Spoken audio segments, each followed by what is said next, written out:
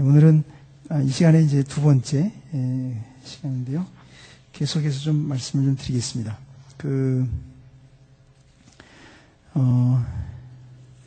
설교 작성에 대한 내용, 그러니까 이제 우리가 이제 설교를 이렇게 주회를 했으면 그 주회한 내용을 가지고 이제 설교문을 이제 작성하게 되지 않습니까?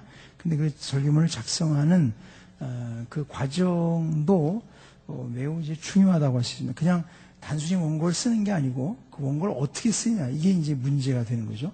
그래서 그 부분을 제가 잠깐만 좀 말씀을 드리고 그리고는 이제 아까 우리 말씀하신 대로 그 실제적인 그 설교를 가지고 여러분에게 좀 말씀을 드리도록 그렇게 좀 하겠습니다. 제가 이 내용을 적으면서 사실은 제가 이제 목회를 하면서 이걸 쓰다가 보니까 이게 강의안을 준비하는 게 시간이 너무 많이 걸리더라고요. 그래서 제가 제 글로 많이 못 쓰고 제가 인용을 그래서 많이 했습니다. 비교적 인용을 많이 해서 그냥 내가 전달하고자 하는 내용을 인용구로 이렇게 좀 정리를 그냥 하다시피 했는데, 여러분 마틴 로이 존스의 설교와 설교자라는 책을 아마 보셨을 거예요, 그죠? 보셨을 텐데, 마틴 로이 존스 목사는 사실상 실제로 그 설교 형식에 있어서 청교도의 설교 형식을 그대로 따르고 있는 사람입니다. 실제로 보면 사실은 그렇습니다. 본인이 그 책에서 말한 내용을 보면 아주 정확하게 일치하고 있습니다. 여러분 한번 보시죠. 17페이지에 보면 거기 밑에서 두 번째 단락 위에 보면 그런 다음 그는 설교 형식에 대해서 제안한다 그랬죠. 그러니까 그 위에 문장을 제가 좀 한번 보겠습니다. 그런 다음 바로 위에 보면 한 4줄, 5줄 올라가서 보시죠. 이것은 설교문과 주의 전반적인 관계에 대해 생각하게 해줍니다. 설교문의 본질적인 특징은 그것이 분명한 형식을 가지고 있다는 것이며 그 형식이 설교문을 설교문답게 만든다는 것이 저의 기본적인 주장입니다. 설교문은 주회에 토대를 두고 있습니다. 그러나 그 주회한 내용은 이 특징적인 형식을 가진 메시지로 전환 내지는 형성돼요. 그러니까 주회를 그냥 전달한다고 되는 게 아니고 주회를 그냥 쓰는 게 아니고 그걸 어떤 특정한 형식을 가진 메시지로 바꿔서 쓰는 겁니다. 그게 설교입니다. 그러니까 이 로이 존스 그걸 굉장히 중요하게 여깁니다. 이 형식이라는 문제를. 그래서 그 아래 보면 설교 형식을 3가지로 이분이 요약을 했어요. 첫째가 본문이에요. 본문을 다루는 거예요. 주회죠. 주회 말하자면. 그래서 거기 맨 첫 줄에 설교문을 작성할 때 가장 먼저 자신이 택한 본문의 단락이나 구조를 주회하는 것입니다. 이게 기본이고요. 두 번째 단락에 보면 그 본문으로부터 나오는 어떤 교리, 그 본문에서 말하려고 하는 어떤 성경적인 원리가 뭐냐 이거죠. 교리가 뭐냐, 그거를 이제 이야기를 해준다 이 말이죠. 그리고 나면 마지막 3번째가 18페이지에 나와 있는 적용입니다. 근데 이게 제가 최근에 존 캐릭이라는 분이 조나단 에드워즈의 설교에 대해서 쓴 책이 나온 게 있더라고요. 그래서 제가 봤더니 조나단 에드워즈 설교는 이제 이분이 잘 정리해 놨는데 3부분으로 아주 명확합니다. 본문, 그 다음에 교리, 그리고 적용. 그게 3이에요. 이게 사실은 당시에 청교도들이 설교를 하던 기본적인 틀입니다. 먼저 본문을 다 이렇게 살펴보고, 그래서 거기서 문맥을 살피고, 무슨 단어 같은 거 이렇게 연구하고, 뭐 이러면서 이제 본문의 그 내용을 전반적으로 이렇게 살피면서 주의를 하는 거죠. 그리고 나면 그 내용을 가지고 본문이 말하려고 하는 그 교리가 뭐냐, 그걸 이제 뽑아내는 거예요. 그 교리를 말하고 난 다음에 그 교리를 설명하고 강화해주고 뭐 이렇게 해가지고 쭉 설명하다가 마지막에 이제 그거 가지고 실제 생활에 이제 구체적으로 적용하는 일을 이제 그렇게 하는 거죠. 그러니까 조나단 에드워즈 설교 읽어보신 분들은 아마 다 아시겠지만 딱 읽어보면 아주 명확합니다. 맨 앞에 보면 이제 그런 말은 없이 그냥 본문을 쭉 설명을 해 나갑니다. 이렇게 설명을 좀 하다가 거기서 따라서 이 본문에서 우리가 배워야 할 교리는 이거다. 한 문장으로 딱 요약해놓고 그 다음에 그 요약된 것을 설명하다가 그리고 마지막에 이제 적용하는 게 그분의 거의 공통된 설교 패턴이라고 보면 됩니다. 근데 이제 로이 존스가 강조하는 건 뭐냐면, 이 설교문을 우리가 작성할 때 그냥 작성하는 게 아니라 거기에 어떤 형식이 있어야 된다는 거예요. 근데 이게 굉장히 중요한 거예요. 여기서는요. 이분한테는. 근데 저는 이게 진짜 중요하다고 생각합니다. 무슨 얘기냐면 이런 겁니다. 그러니까 결국 이런 건데, 왜 어떤 사람은 설교를 잘한다, 어떤 사람은 설교가 별로다. 사실 그런 차이가 나오는 이유가 뭐냐면 사실은 설교 형식의 차이일 때가 많아요. 물론 뭐 말이 어눌하거나 표현력이 기본적으로 안 되거나 막 이럴 수도 있겠지만, 그런 게 아니라면 상당 부분은 설교를 하는데 설교 내용이 이렇게 설교라는 게 쭉 이야기를 해나가잖아요. 근데 이게 그 안에 형식이 없는 거예요. 형식이. 그 형식이 있더라도 그 형식이 어떤 그 청중들에게 메시지가 잘 전달되게 하는 그런 형식을 갖추고 있지를 않기 때문에 그 설교가 안 들리는 것입니다. 그런 것입니다. 여러분 한번 생각해 보세요. 로이 존스 목사의 설교는 쉬운 설교입니까? 어려운 설교입니까? 어떻죠? 예? 로이 존스의 설교가 쉬운 설교인가요? 어려운 설교인가요? 어려운 설교죠. 그죠? 어려운 설교죠. 하지만 어려운 설교. 요즘 그런 설교 해보세요. 교인들이 못 참죠. 책 바꾸라고 그러죠. 그러면 저같이. 그럴 거야, 아마. 못 참죠, 사실은. 제가 로이 존스에 대해서 박사학위 논문 쓴 책이 있어요. 그 어느 책에 보니까 거기 그런 얘기가 나와요. 당시의 청중들이 로이 존스의 설교를 항상 잘 들은 게 아니라고 그러더라고요. 설교가 듣다 보면 지루하고 졸립고, 그래서 청중들이 실제로 그랬다고 그러더라고요. 그런 경우들도 종종 있었다고 그러더라고요. 근데 그러니까 쉬운 설교가 결코 아니었단 말이죠. 근데 그런데도 불구하고 그분의 설교에 그렇게 풍성한 열매가 있었던 것은 뭐냐? 그분의 설교가 어쨌건 청중들한테 잘 들렸다는 거예요. 저도 경험을 해보면서 느끼는 건 뭐냐면 이렇게 재미있고 쉬운 얘기만 해준다고 해서 설교가 쉬운 게 아닙니다. 그렇게 해주는데도 듣는 사람은 무슨 얘기를 하는지 잘 모르겠다, 이럴 수가 있는 거고요. 반면에 어려운 내용을 얘기를 해주는데도 청중들은 무슨 얘기를 하고 있는지 분명히 알아들을 수가 있는 것입니다. 그 차이가 어디서 오냐? 형식의 문제예요. 형식의 문제. 그리고 로이 존스가 그 설교와 설교한 책을 잘 읽어보시면 그 책 읽어보신 분들이 이 점을 아마 캐치하신 분이 많지 않을 거라고 저는 생각해요. 왜냐하면 자세히 보지 않으면 이게 잘 안 나타납니다, 이게. 근데 이분은 이거를 무지무지 강조하는 겁니다, 이게. 결국 이게 차이를 가져온다는 거예요. 그 얘기입니다, 지금. 그래서 설교 형식을 어떻게 가져갈 거냐. 이제 그 얘기를 제가 조금만 이제 설명을 드리죠. 거기 그 18쪽에, 그 중간쯤에 가보면 인용한 것 중에 저의 강조점은, 그런 문장이 있죠, 그죠?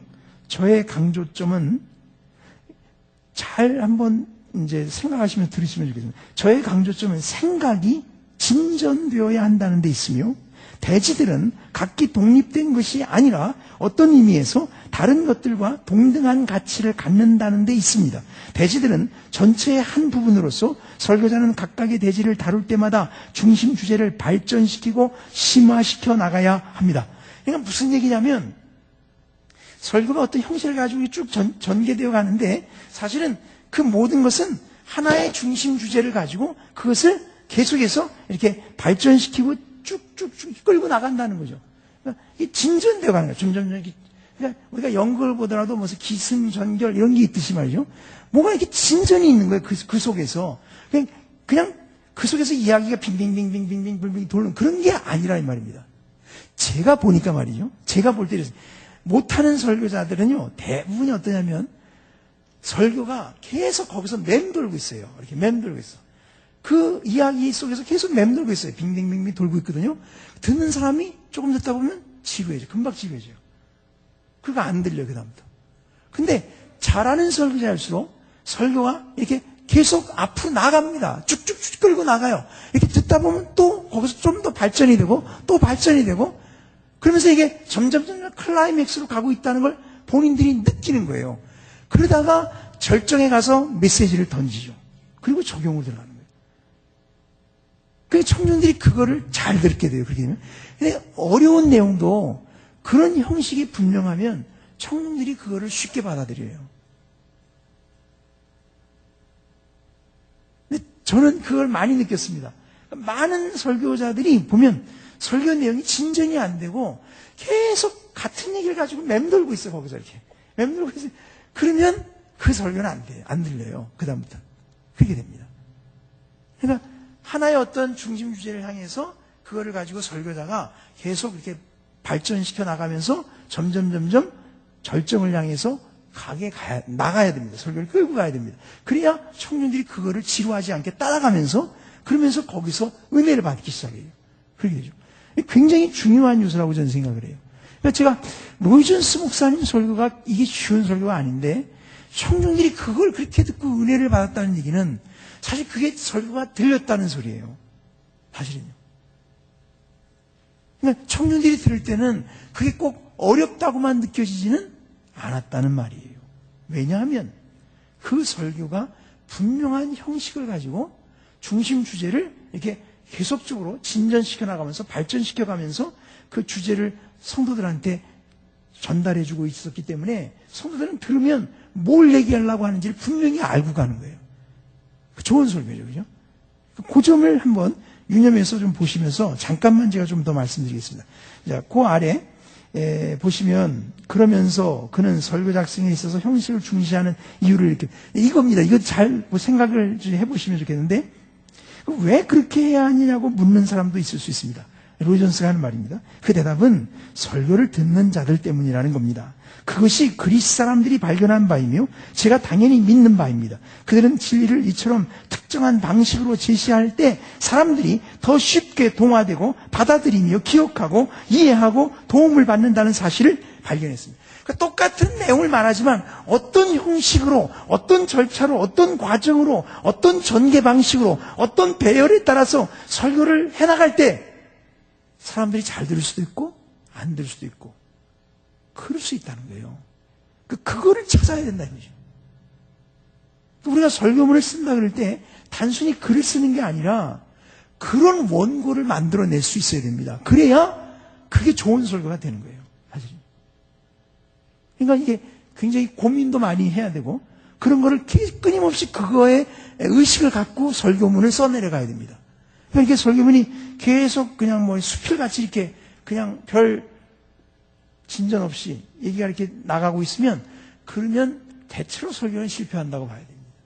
설교는 진전되고 발전되고 그 속에서 확장되고 주제가 드러나고 이러는 것들이 분명해지면 분명해질수록 성도들한테 호소력을 갖는 거죠. 성도들이 이걸 쉽게 여겨요. 쉽게 여겨요.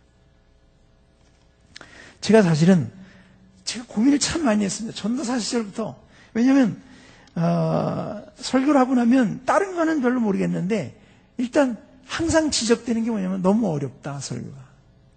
너무 어렵다. 교인들이 그러니까.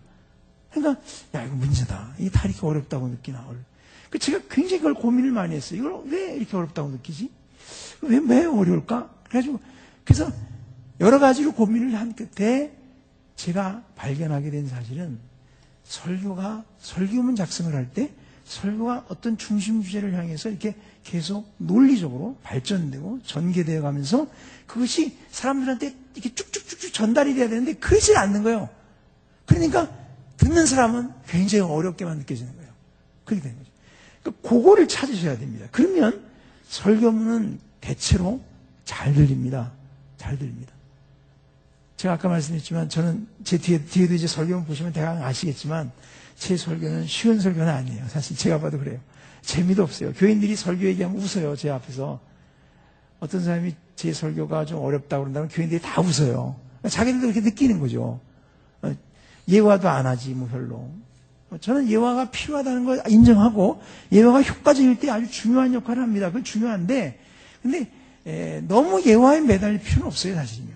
예화는. 그리고 일부러 예화지 비적이고 이럴 필요는 없습니다. 자기가 평소에 책을 읽으면서 예화거리가 있다거나 실제 생활 속에서 평소에 갖고 있는 것들을 자연스럽게 쓰는 것이 진정한 예화의 가치일 수 있죠. 어떤 의미에서. 근데 하여튼 예화도 안 하지.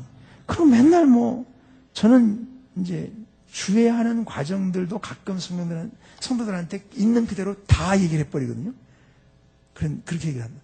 성도들은 굉장히 어려울 수 있죠. 근데 제가 최근에 알게 된 사례들은 그럼에도 불구하고 성도들은 그걸 받아들여요. 그걸 받아들여요. 목사님 설교는 들려요. 최근에도 어느 청년이 저한테 그러더라고. 목사님 설교는 그게 하여튼 근데 어려운 것 같은데 들려요. 이게 다 들려요. 무슨 소리라는지를 분명히 알겠어요. 그러면 되는 거예요. 무슨 얘기하는지 모르겠다. 이게 문제인 거죠. 뭘 얘기하려고 그런 거야 도대체 지금. 그러면 문제가 되는 거죠. 그러니까 그렇게 되지 않도록 하여튼 우리가 그 부분을 조금 신경을 써야 될 거라고 생각합니다. 그래서 여기 그 얘기가 이제 다 그 얘기인데 저기 19페이지도 한번 좀 보실까요?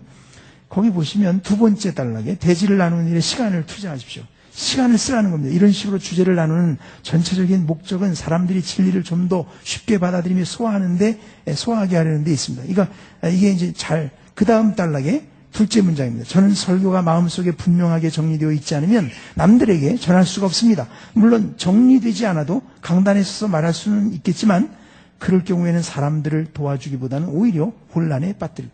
그러니까 형식이 분명해져야 돼요. 그래야 성도들이 그것을 이제 따라오게 됩니다. 그래서 이제 거기 그러면 그런 대지들을 어떻게 찾느냐 그런 게 뒤에 쭉 나오는데 제가 이제 제 설교를 가지고 잠깐 좀 말씀드리죠. 그 책에 제가 적어드린 얘기 중에 메가더가 그랬어요. 뭐라 그러냐면 이런 얘기까지. 설교의 틀과 전달 방식에 관해서 들은 것은 잊어버려라. 말씀만 전해라. 그러니까 그분이 뭐라냐면 설교마다 다 다르다. 그건 본문이 결정하는 거다. 이런 얘기입니다. 쉽게 얘기하면. 본문에 의해서 그 설교를 어떻게 전개할 거냐 하는 형식도 그거에 따라 다 달라집니다. 어떤 일정한 형식이네. 무슨 꼭 3대주로만 가야 되는 게 아니에요. 로이전스가 그 책에 보면 그런 얘기다. 어떤 유명한 설교자가 옛날에 그 다니엘 로우렌즈인가 뭐 10대지로 설교했어요. 근데 성도들이 한 대지 한 대지 얘기할 때마다 은혜를 받는 거예요. 3대지 아니어도 된다 이거죠. 그게 중요한 게 아니죠. 그러니까 그거는 본문에 의해서 달라질 수 있습니다. 자, 여러분 한번 창세기 29장 1절부터 14절을 한번 펴서 좀 보시면서 이게 뭐 좀 어떻게 보면 좀 부끄럽기도 하지만 그러나 있는 그대로 그냥 제가 말씀을 드려야 되기 때문에 제가 하여튼 제 설교 원고를 그대로 넣습니다. 한번 보세요. 창세기 29장 1절부터 14절의 내용을 보시면 사실 이 내용은 뭐 별 내용이 아닌 것처럼 보일 수도 있습니다. 이 내용은 야곱이 그 형 에서를 피해서 이제 그 바단 아람으로 자기 외삼촌 라반 있는 곳으로 가서 이제 그 외삼촌 딸인 라헬을 만나게 되는 이제 그런 장면 아닙니까? 그리고 이제 결국 라반도 만나게 되죠. 이제 그 장면이에요. 그 장면인데 이제 이거를 우리가 설교할 때 어떻게 이거를 이제 설교 원고를 작성해야 할 것이냐 하는 것입니다. 아까 제가 읽지는 않았는데요. 로이전스가 그런 얘기를 했어요. 하나님이 사용하신 그런 위대한 설교자는 모두가 위대한 설교문을 준비했던 사람들이다. 굉장히 의미 있다고 저는 생각해요. 그러니까 위대한 설교가 어디서 결판이 나느냐? 이 설교문을 준비하는 여기서 결판이 나요. 많은 경우에 그런 것 같아요. 자, 여기 보시면 제 설교를 그냥 읽겠습니다. 한번 보세요. 이게 이제 도입입니다. 설교 도입. 본문에서 야곱은 하란에 가서 외삼촌 라반의 집에 이르게 된다. 그러니까 이제 그 이야기의 전후 맥락을 지금 이제 짚어주는 거예요. 이게 야곱이 지금 도망가서 이렇게 이제 이런 거다. 그런데 그 과정에서 그는 라반의 딸 라헬을 만난다. 이때 우리는 야곱의 모습에서 모순을 발견한다. 야곱은 하나님의 섭리에 의해 라헬을 만난다. 그렇지만 라헬을 만날 때 야곱은 하나님보다 자기 힘을 더 의지한다. 한편으로 야곱은 하나님께 이끌리면서도 다른 한편으로 그는 자신의 노력으로 일을 이루려고 한다. 이것이 야곱의 모순이다. 이것이 우리의 모순이기도 하다. 그러면 본문을 통해서 야곱의 모습. 여러분, 이게 설교 도입이에요. 저는 설교 도입을 너무 복잡하게 할 필요가 없다고 생각해요. 여러분 생각해 보세요. 이 설교가 시작되면 그 몇 분간의 성도들이 집중이 제일 잘 될 때거든요. 근데 거기서 자꾸 이렇게 부차적인 얘기를 하고 있으면 안 돼요. 빨리 본론으로 가야 돼요. 그 시간을 놓치지 말고 그 시간에 청중들의 귀를 빨리 잡아야 돼요. 그래야 그 설교가 거기서 성공해요. 거기서 놓치기 시작하면 설교는 자꾸 흐트러져요. 관심이 흐트러지고 성도들이 이게 흐트러지기 시작을 해요. 그러면 설교가 안 들려요. 그게 돼요. 너무 복잡하게. 우리가 설교 도입을 배울 때 이렇게 많이 배웠을지 모르죠. 뭐 이렇게 예를 들면 도입 부분에서 문제를 제기한다든지 아니면 무슨 성도들과의 어떤 이렇게 그 접촉점을 갖기 위해서 무슨 예화를 쓴다든지 이런 거 우리가 많이 들었을 수 있지만 저는 그렇지 않다고 생각합니다. 왜 예화를 꼭 도입부에 써야 됩니까? 그 중요한 시간에. 그럴 필요 없거든요. 로이 존스는 예화를 안 씁니다. 도입 부분에. 조나단 안 씁니다. 조나단 에드워즈 설교가 도입부의 예화를 말하는 적이 한 번도 없어요. 그분은 도입 부분이 성경 본문이에요. 본문을 그냥 설명해, 간략하게 설명해 주거나 본문의 전원 문맥을 살피거나 이 본문에서 말하고자 하는 핵심 주제를 거기서 간단하게 던지고 설명해 주거나 그런 것입니다. 여러분 오늘 본문에 제가 여기서 이랬죠. 야곱의 모습에서 모순을 발견한다. 이게 뭡니까? 이 설교에서 말하려고 하는 중심 주제를 제가 던진 거예요. 뭐가 모순이냐?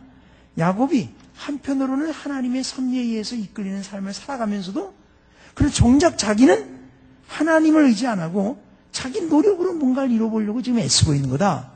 근데 이게 우리도 꼭 그와 같다. 그러면 성도들이 벌써 이게 우리 얘기네 이렇게 들리거든요. 그러면 이야기가 이제 쉬워져요. 자, 그러면 뭐가 모순인지 이제 보자 이거죠. 그걸 이제 설명해 주려고 그런 겁니다. 근데 그러면서 이제 들어갑니다. 하나님의 섭리에 대한 면을 먼저 이제 얘기를 해 주는 겁니다. 1절을 봅니다. 이것도 뭐 본문에 이렇게 돼 있으니까 이 순서대로 그냥 하는 거예요. 본문에 나와 있는 대로 그냥 1절에 보면 야곱이 발행하여 동방 사람의 땅에 이르러 이렇게 돼 있습니다.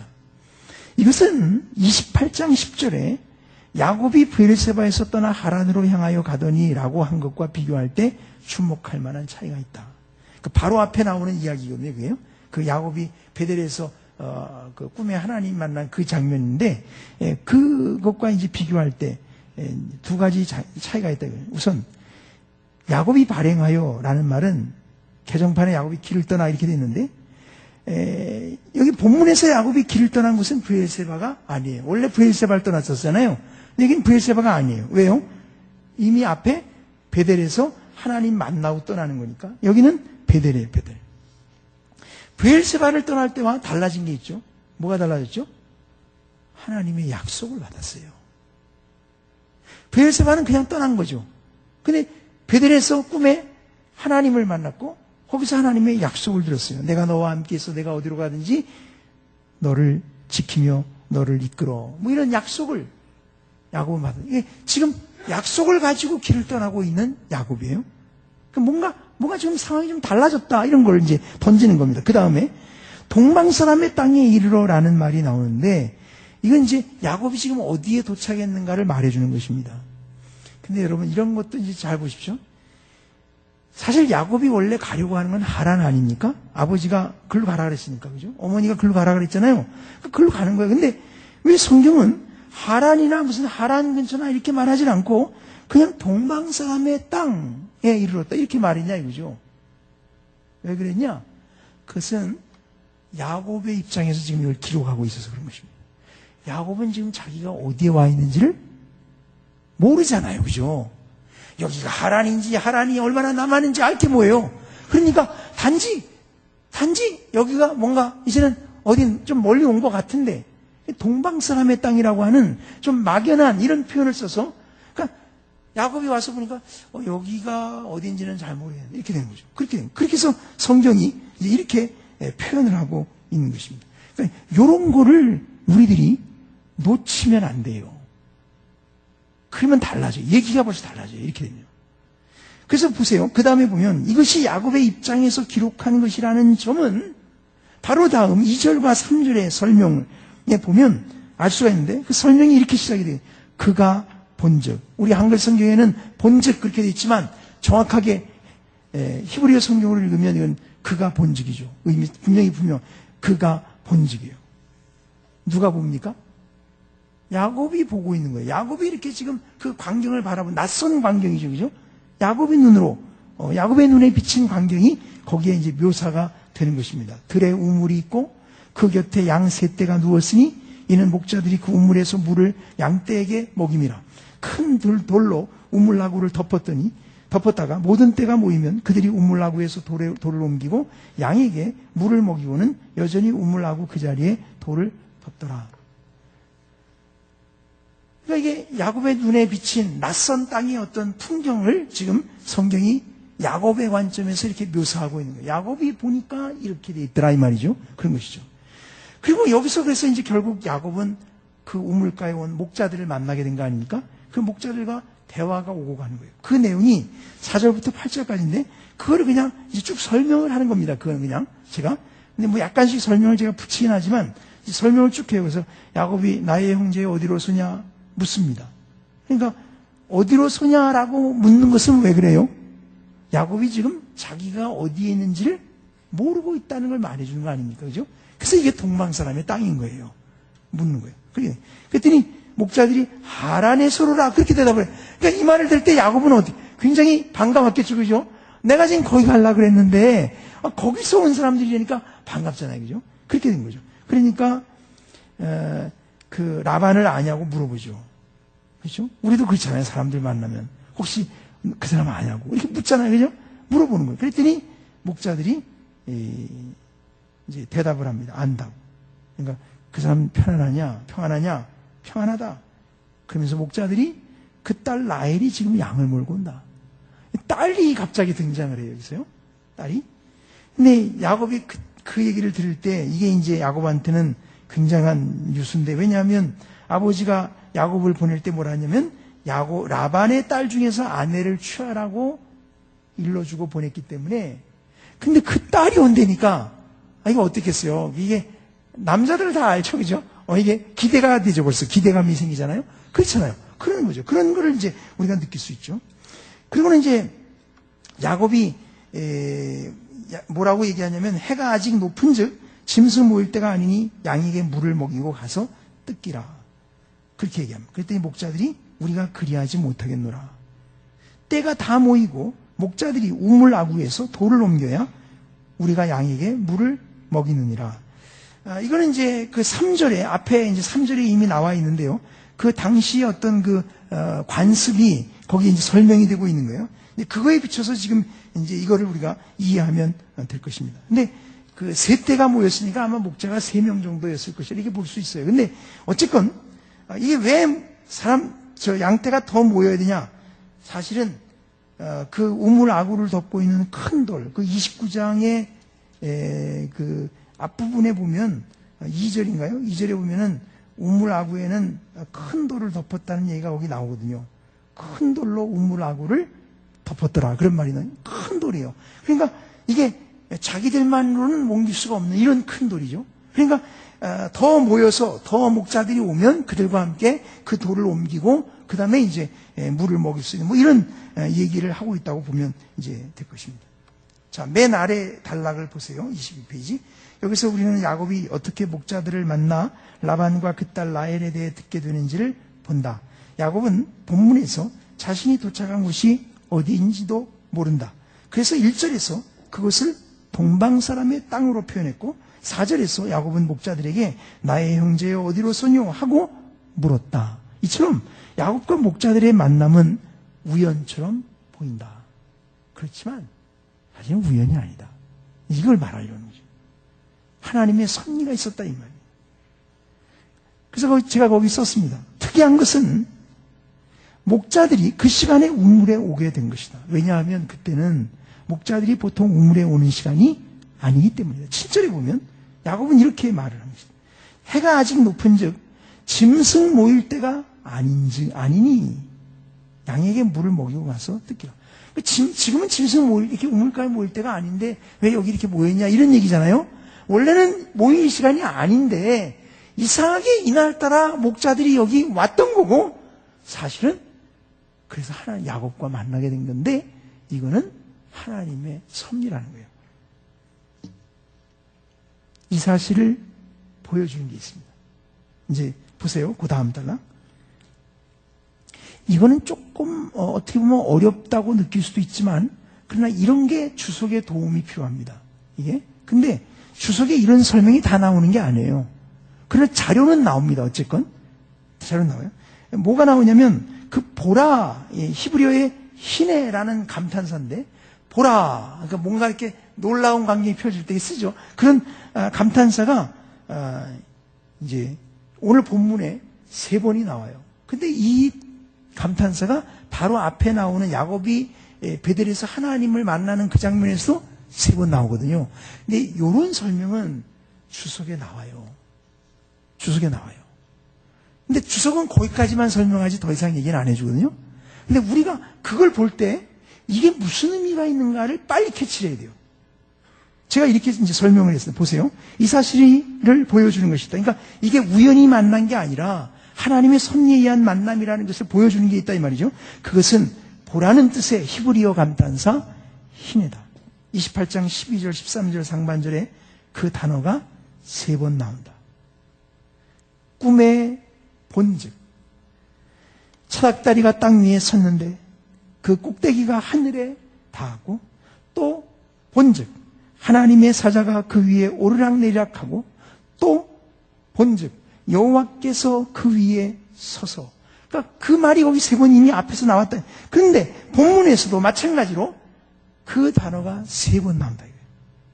여기 이렇게 되어 있습니다. 우리 한글 성경에는 한 번밖에 번역이 안 됐어요. 그게 본즉 들의 우물이 있고 또 본즉 그 곁에 양 셋대가 누웠으니 그리고 6절에 가서 보라 그 딸 라헬이 지금 양을 몰고 오느니라. 그러니까 여기 그 히네라는 말이 똑같이 3번 나와요. 이렇게요. 이렇게 나오거든요. 근데 이제 우리가 이런 걸 볼 때 주의 깊게 보면 이제 뭐가 보이냐면 이런 게 보여요. 그 히네라는 감탄사가 3번 쓰였는데 쓰인 방식이 똑같아요. 보세요. 제가 이렇게 설명했죠. 주목할 것은 두 경우에 이 보라는 감탄사가 사용된 방식이 같다. 그래서 야곱이 제일 먼저 본 것은 배경이 되는 사닥다리를 본 것과 우물을 본 거예요. 그러니까 28장에서 제일 먼저 사닥다리 봤죠. 이 배경을 보는 거예요. 여기 29장에서는 우물을 보는 거예요. 그 다음으로 야곱이 두 번째 보는 것은 그 배경에 수반되는 물체들인데 사닥다리는 거기 오르락내리락하는 천사들을 봤다고 되어 있죠. 여기 우물은 우물가에 양떼들을 보았다고 되어 있죠.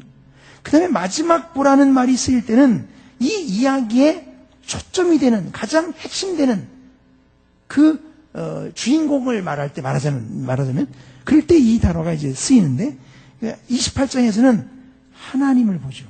그죠? 보라 그리고 하나님을 봅니다. 여기서는 보라 그리고 누굴 봐요? 라헬을 봐요. 라헬을 봐요. 그 단어가 쓰이는 방식이 그렇게 똑같습니다. 그러면 이제 이런 거죠. 거기서 이제 우리가 생각을 또 발전시켜 보면 이런 거잖아요. 창세기 28장에서 야곱이 꿈에 사닥다리를 받고 그 사닥다리 위에 오르락내리는 천사들을 받고 그리고 그 사닥다리 위에 서 계신 하나님을 봤는데 말이죠. 그러면 야곱이 28장에서 그 보았던 그 광경은 누가 보여준 거죠? 예? 하나님이 보여준 거죠. 그렇죠? 그렇다면 지금 29장에서 야곱이 보고 있는 이 우물과 이 광경은 누가 보여준 거죠? 하나님이 보여준 거예요. 이게 우연이 아니에요. 하나님이 섭리적으로 인도하셨다는 것을 우리에게 이런 문법적인 장치를 통해서 우리에게 성경은 분명하게 보여주고 있다 이 말입니다. 아, 이게 하나님이 지금 야곱을 섭리적으로 이끄셔서 목자들과 만나게 하시고 결국은 라헬과 만나게 하시는 거구나. 그래서 그걸 이제 그러고 나면 이게 이제 메시지잖아요. 그러면 어떻게 돼요? 적용을 해야죠. 청교도들은 보통 적용은 맨 나중에 가서 따로 했어요. 그런 경우는 많아요. 근데 현대인들은 사실 그런 인내심도 부족하고 그러면 또 잊어버려요. 다 까먹어요. 앞에서 말한 거. 그러니까 여기서 지금 얘기했으니까 빨리 적용을 해야죠. 성도들한테. 삶에 적용을 하는 것이죠. 제가 거기 이 별표 에스테리스크 2개 한 게 이제 그 적용이라는 소리인데요. 우리의 삶도 마찬가지다. 종종 우연처럼 보이는 것이 사실은 하나님의 섭리다. 성경은 우리에게 이 사실을 가르친다.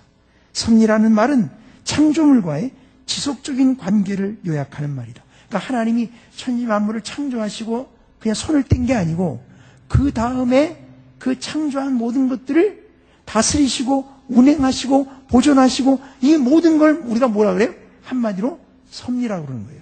그렇잖아요. 이건 조직신학책에 나오는 얘기예요. 사실은요. 그런 얘기입니다.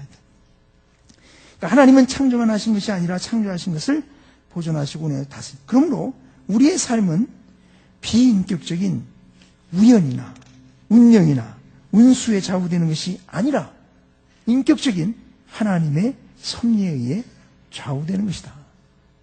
그러므로 우리는 숙명론이나 미신에 빠지지 말고 하나님의 섭리를 믿음으로 바라봐야 한다. 일이 안 될 것 같고 상황이 불확실할 때에도 우리를 인도하시는 하나님의 보이지 않는 손길이 있음을 기억하자. 그래서 우리가 예상치 못한 방식으로 이끌어 가시는 하나님이 계심을 잊지 말자. 사실 이게 그렇게 구체적인 적용이 아니잖아요. 그죠? 근데요, 사실은 이 정도만 적용을 해줘도 성도들은 다 자기가 처한 상황과 입장과 지금 안고 있는 문제가 다 다르기 때문에 자기들이 다 알아서 적용을 합니다. 이거를. 그걸 일일이 다 구체적인 사례들을 거론할 필요가 없어요.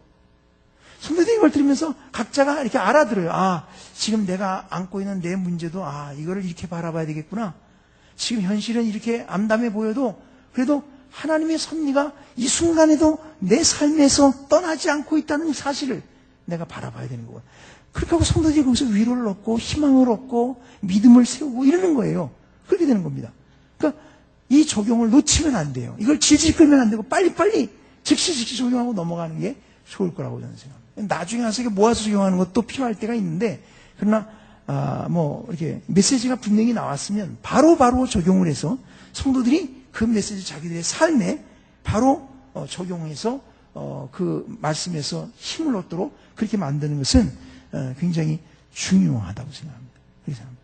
자, 두 번째. 야곱의 노력입니다. 그러니까 이게 말입니다. 이게 제가 이거를 틀을 이렇게 짜고 싶어서 짠 게 아니라 성경 이야기를 쭉 보니까 먼저 앞부분은 하나님의 섭리적인 측면이 부각이 되고 뒷부분은 야곱의 노력이 부각이 되거든요. 이게 성경 본문이 이렇게 돼 있어요. 그러니까 제가 설교 구성을 형식을 이렇게 잡는 겁니다. 그러면 설교가 굉장히 자연스러워요. 그냥 이야기 듣는 것 같지만 계속 거기서 신학적인 메시지가 교리적인 메시지가 막 던져지니까 툭툭 던져지니까 성도들은 그걸 들으면서 거기서 깨닫기도 하고 도전도 받고 믿음도 세우고 이렇게 되는 거죠. 그렇게 할 수 있습니다. 자, 야곱의 노력. 그 다음 이제 이렇게 야곱이 목자들과 대화하는 사이에 라헬이 왔습니다. 9절입니다. 야곱이 그들과 말하는 중에 라헬이 그 아비의 양과 함께 오니 그가 그의 양들을 침이었더라. 결국 야곱은 이제 라헬을 만나게 된 것이죠. 자, 여기서 성경은 라헬을 본 야곱의 반응을 이렇게 말해준다. 그리고 이제 저는 종종 이제 같이 읽자고 그래요. 이런 거는요.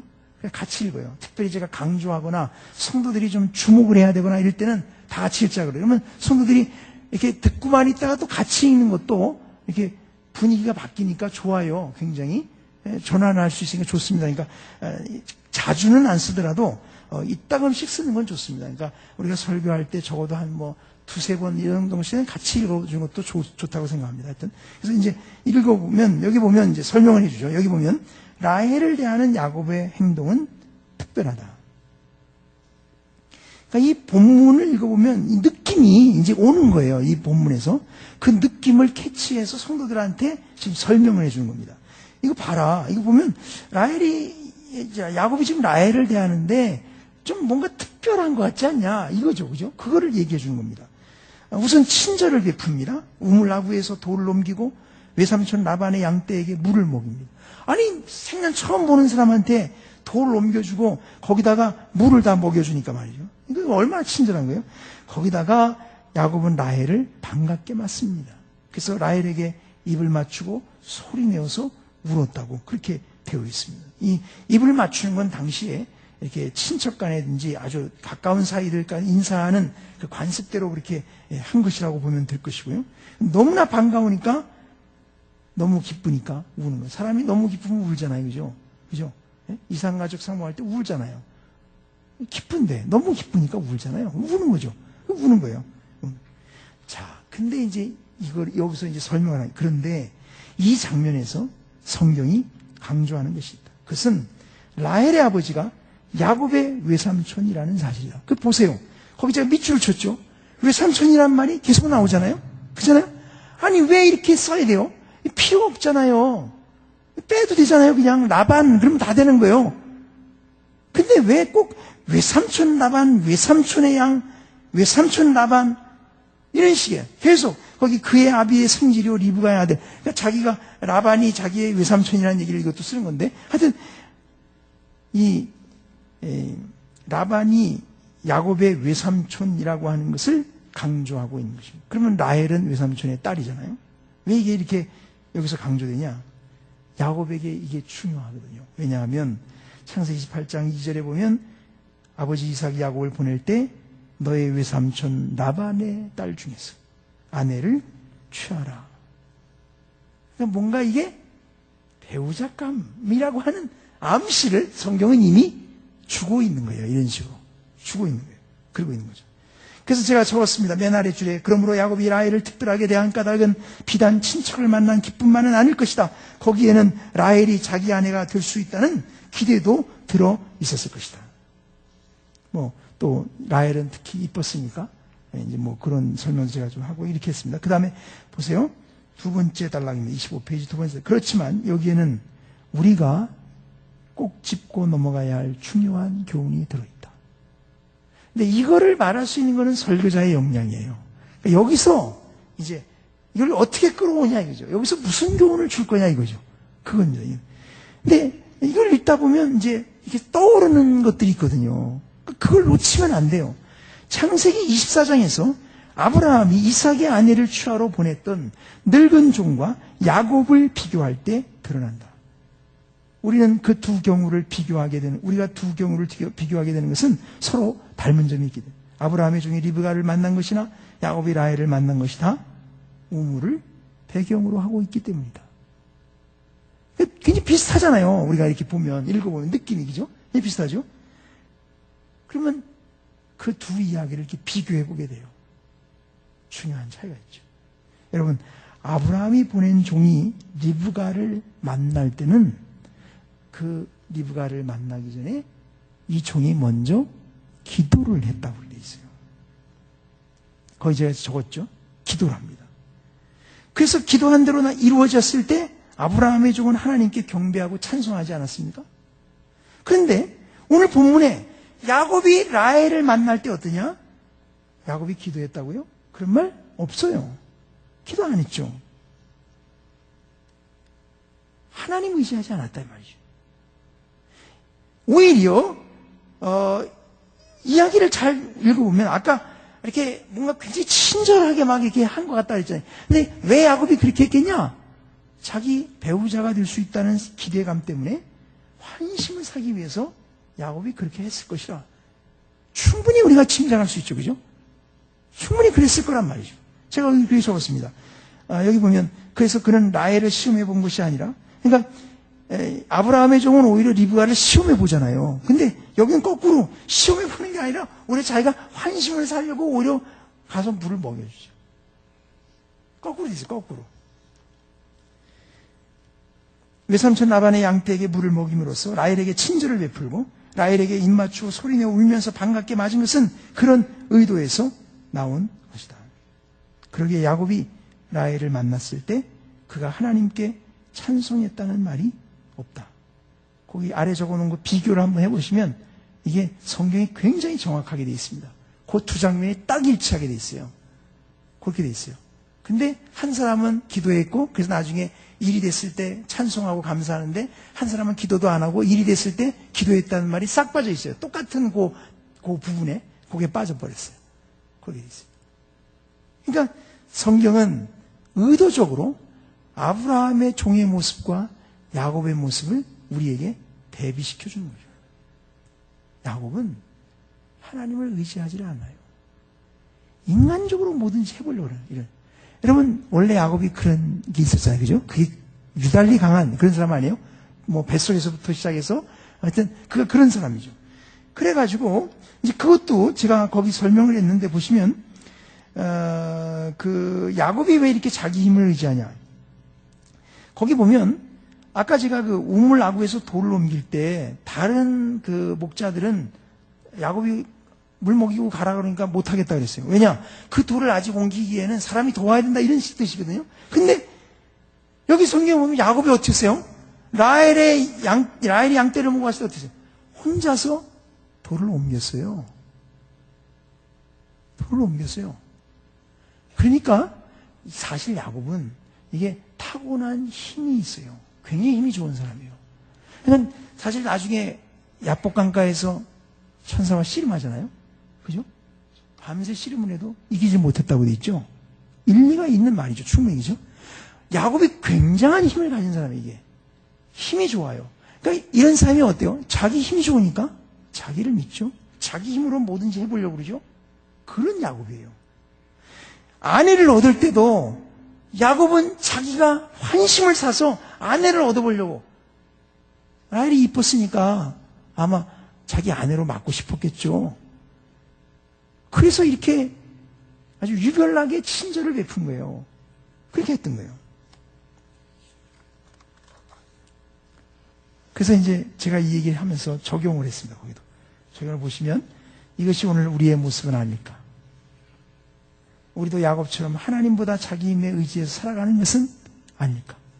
그래서 기도하지 않는 것은 아닐까. 뭐 이런 식으로 이제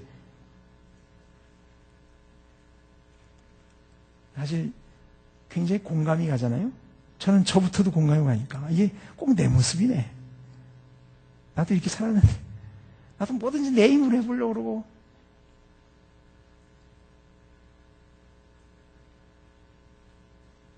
그러면 그 다음에 이제 어떤 일이 벌어졌냐? 이제 설교의 마무리입니다. 이제 이게 마무리입니다. 12절 하반절부터 14절에 있는 내용입니다. 결국 이제 라헬이 달려가서 아버지한테 얘기하니까 결국 라반이 와서 야곱을 만나게 되고 결국 야곱이 라반의 집에 머물게 되었다는 것입니다. 그런데 제가 결론을 그렇게 썼어요. 그 밑에서 두 번째 달라요. 결국 야곱은 목적지에 이른 것이다. 그것은 하나님의 섭리 가운데 이루어진 일이다. 그런데 여기에는 한 가지 더 생각할 점이 있다. 그것은 야곱이 자기 외삼촌 라반을 통해서 겪게 될 일이다. 그것은 야곱에게는 20년 동안의 훈련을 의미합니다. 그러니까 우리가 야곱의 이야기를 잘 알지만 20년 동안 외삼촌 집에 있으면서 거기서 야곱이 고생을 많이 했죠. 외삼촌 때 맨날 속이고 뭐 싹쓸 준다 그러고는 또 떼먹고 안 주고 이래 그러면서 외삼촌한테 번번이 속임을 당하고 결국 아내도 그렇게 해서 둘이 된 거고 그렇잖아요. 그렇게 겪었잖아요. 굉장히 어려운 시절을 보냈죠. 왜 그랬을까? 자기만 의지하고 있던 이런 야곱을 하나님이 20년 동안 다루시는 거거든요. 실제로 야곱의 생애를 쭉 우리가 읽어가 보면요. 마지막에 야곱이 이제 돌아올 때쯤 되면 야곱이 자꾸 변해요. 이게 모습이 변합니다. 자기 힘으로 모든 것을 이루어보려고 하던 이런 자기 노력에만 의지하던 이런 사람이 이제는 하나님을 의지하고 기도할 줄도 알게 되고 하나님 앞에서 매달리는 이런 사람으로 변하는 그게 결정적으로 나타나는 게 야복강가에서의 사건이죠. 결국 환도뼈를 쳤잖아요. 환도뼈라는 게 힘을 쓸 때 제일 힘 많이 받는 데 아닙니까? 그걸 힘을 못 쓰게 되니까 이제는 힘을 못 쓰니까 뭐 쓸 수가 없으니까 그러니까 그 힘 좋던 사람이 힘을 못 쓰게 되니까 이제 어쩔 수가 없잖아요. 그러니까 어떻게 됩니까? 그러니까 하나님 의지하는 수밖에 없죠. 당신이 날 축복하지 않으면 난 가게 할 수 없습니다. 그게 기도 열심히 했다는 소리가 아니죠. 그게 그런 소리가 아니죠. 자기만 의지하던 사람이 이제는 항복하고 하나님께 매달리는 거예요. 이제는 어쩔 수 없으니까 하나님이 야곱을 그렇게 바꾸신 것입니다. 이게 야곱만 이렇게 하시는 게 아니고 우리도 그렇게 하는 거 아닙니까? 저도 그런 것 같더라고요. 제가 보니까. 옛날에는 이렇게 자신만만하고 내 힘으로 뭐든지 뭘 해보려고 이러던 사람, 시간이 가면 갈수록 이게 아니라는 걸 자꾸 알게 되고 하나님이 그걸 자꾸 깨뜨리시니까, 아, 이게 내 힘으로 할 수 있는 게 아무것도 없구나. 이게 아무것도 설교도 그렇지 않습니까? 설교도 하면서 느끼는 것은, 아, 설교를 잘해서 교회가 부흥하는 것은 꼭 아니구나. 그런 걸 느끼지 않습니까? 여러분 안 그러세요? 저는 그런 걸 많이 느낍니다. 하나님이 복을 주시는 것뿐입니다. 어떻게 보면 그렇습니다. 물론 우리가 성경적인 설교를 열심히 하는 건 중요한데, 그리고 그건 중요한데, 그냥 하나님 복을 주셔야 뭐가 되는 거죠. 안 주시면 어쩔 수 없는 거예요.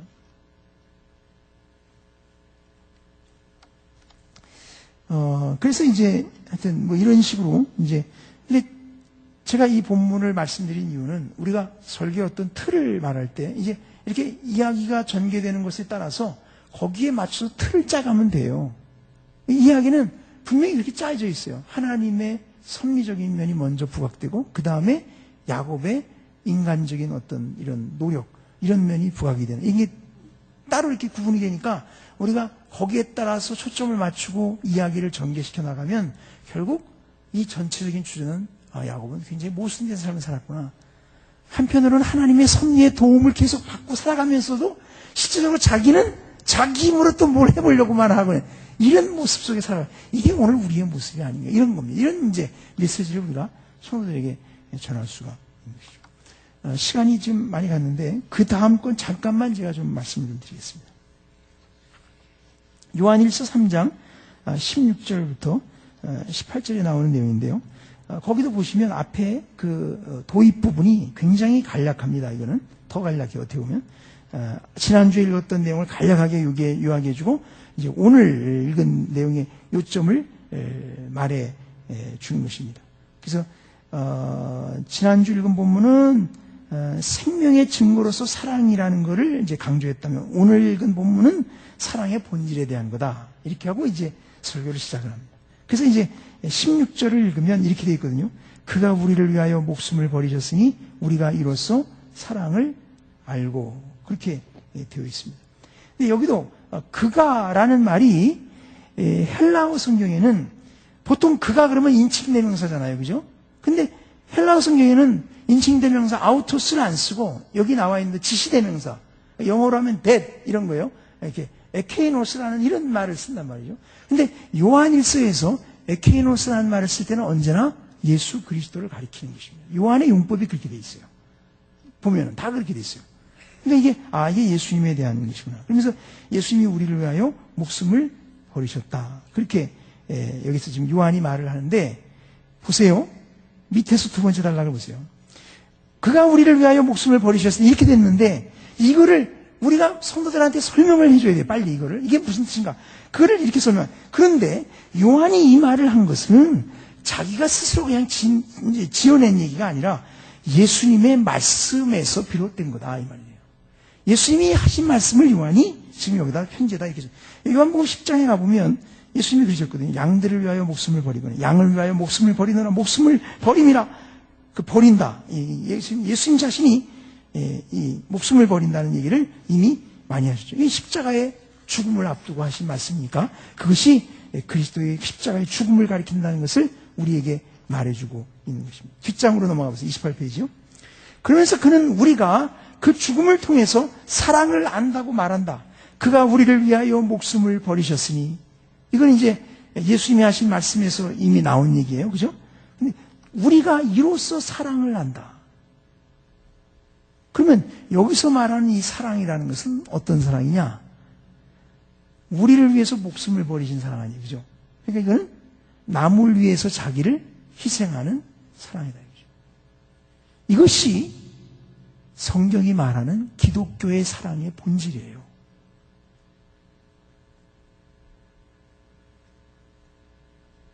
제가 적었습니다. 남을 위해 자신을 희생하는 것. 여기에 미움과 사랑의 본질적인 차이가 있다. 미움은 자기를 위해 남을 희생하는 것이다. 그래서 가인은 그 형제 아벨을 죽였다.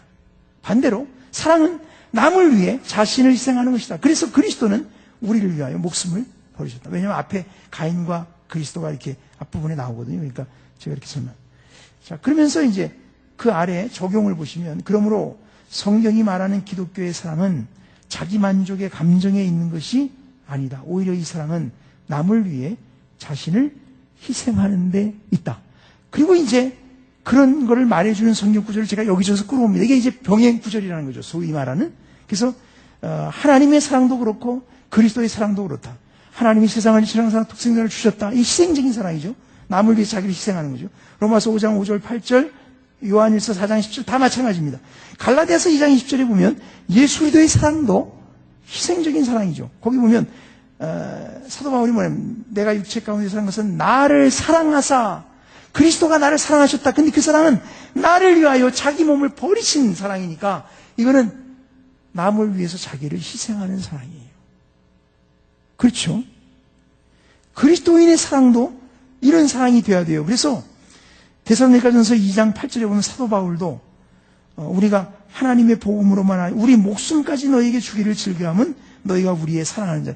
그러니까 바울이 말하는 사랑은 그들을 위해서 자기 목숨을 주는, 남을 위해서 자기를 희생하는 사랑이에요. 고린도후서 1장 12장 15절도 내가 너희 영혼을 위하여 크게 기뻐함으로 재물을 허비하고 또 내 자신까지 허비하니 너희가 너희를 더욱 사랑할수록 나는 덜 사랑을 받게. 사도 바울이 말하는 사랑은 남을 위해서 자기를 희생하는 사랑이에요. 이게 기독교의 사랑이죠. 그죠? 성경이 말하는 사랑의 본질이에요. 본질이에요. 그래서 이거를 이제 적용하는 것입니다. 거기 보시면 그 아래 성경이 말하는 기독교의 사랑이 세상의 모든 사랑과 다른 점이 여기에 있다. 세상의 모든 사랑은 자기 사랑에 기초한 것이고 자연적인 것이다. 본능적인 것이다. 부모의 사랑, 친구의 사랑, 연인의 사랑이 다 그렇다. 디모데후서 3장이죠. 사람들은 자기를 사랑해. 이건 자연적인 거예요. 본능적인 거예요. 그러나 성경이 말하는 사랑은 자기 사랑을 뛰어넘는 것이고 이거는 초자연적인 것이다. 고린도전서 13장 5절에 사랑은 자기의 유익을 후치 아니하며, 이 사랑은 남을 위해 자기를 희생하는 사랑이다. 이 사랑은 예수 그리스도께서 보여주신 사랑이다. 이러한 사랑의 차이는 결혼에서 잘 나타난다. 이러한 오늘날 이혼이 빈번한 이유는 결혼이 자기 사랑에 기초한 것이기 때문이다. 그래서 결혼 생활에서 자기 만족이 없으면 사람들은 이혼을 생각한다. 그러나 성경이 말하는 결혼은 자기 사랑에 기초한 것이 아니다. 그리스도께서 보여주신 사랑이 결혼의 참된 기초다. 그러니까 남을 위해 자기를 희생하는 사랑이 결혼의 기초. 에베소 5장 25절에 분명히 이렇게 되어 있거든요. 남편들아 아내 사랑하기를 그리스도께서 교회를 사랑하시고 위하여 자신을 주심같이 하라. 그러니까 결혼에서 말하는 사랑은 남을 위해 자기를 희생하는 사랑이에요. 이게 결혼 관계의 핵심이죠. 오늘날 이거를 못 배우기 때문에 이혼이 이렇게 많은 거죠. 이렇게 얘기하면 이제 성도들이 부부간에 문제가 있거나 그러면 다 알아서 적용해요. 자기들이 알아서 적용합니다. 이렇게 들으면서 여기서 생각들을 하는 거죠. 그렇게 됩니다. 제가 거기 예화를 하나를 들었어요. 그래서 이때는 그거까지만 읽고 마치겠습니다. 예수 그리스도께서 십자가의 죽음을 통해 보여주신 사랑이 바로 이런 사랑이다. 우리는 거기서 남을 위하여 자기를 희생하는 사랑을 배우는. 그러니까 우리가 그러잖아요. 기독교의 가르침을 한마디로 요약하면 뭐라고요? 사랑. 그죠? 그러잖아요? 근데 그 사랑이 도대체 뭐냐? 그 사랑은 세상 사람들이 말하는 유행가에서 말하는 그런 연속극에 나오는 그런 사랑이 아니라 이 사랑은 그리스도가 보여주신, 하나님이 보여주신 남을 위해서 자기를 희생하는 사랑이에요. 그리스도인들은 이런 사랑을 실천하도록 부름을 받고 있는 거죠. 1853년 허드슨 테일러는 채 21살도 되지 않은 나이에 선교사로 영국을 떠나 중국으로 갔다. 그는 그때 어머니와 헤어지던 일을 이렇게 기록했다. 어머니는 6달 동안 그러니까 영국에서 중국 가는데 그때는 배로 6달을 간 거예요. 6달 동안 내가 머물 작은 선실에 함께 들어가셨다가 나를 축복하시고 배에서 내리셨다.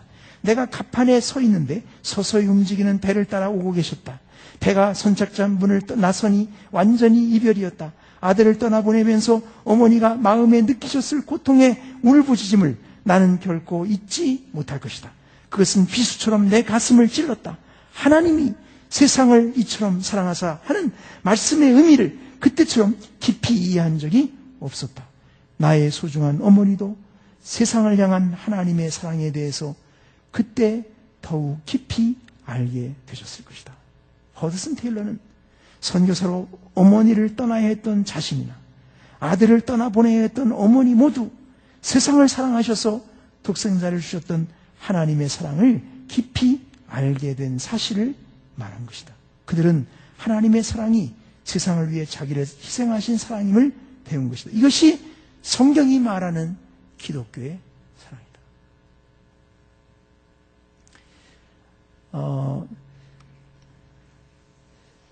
그래서 우리들이